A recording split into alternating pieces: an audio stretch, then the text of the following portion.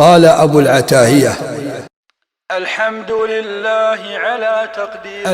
لله على تقديره وحسن ما صرف من أموره. الحمد لله بحسن صنعه، شكرا على إعطائه ومنعه. خوف من يجهل من عقابه وأطمع العامل في ثوابه. فضلنا بالعقل والتدبير وعلم ما يأتي من الأمور.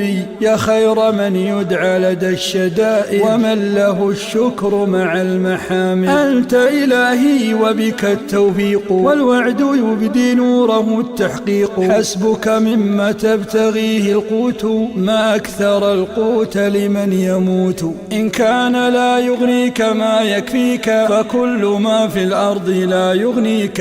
الفقر فيما جاوز الكفاف، من عرف الله رجا وخاف. إن القليل بالقليل يكثر، إن الصفاء بالقذى لا يكدر. من لم يصل فرض إذا جفاك، لا تقطعن للهوى أخاك. العنز لا يسمن إلا بالعلف، لا يسمن العنز بقول ذي لطف.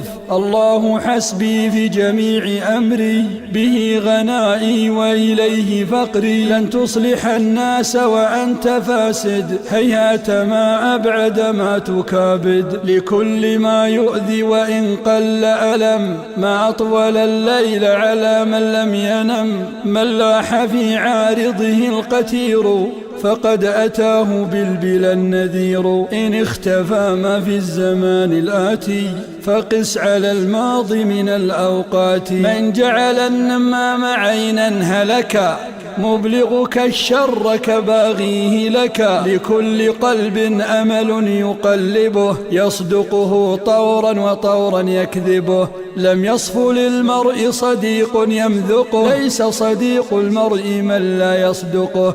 معروف من به خداج، ما طاب عذب شابه عجاج.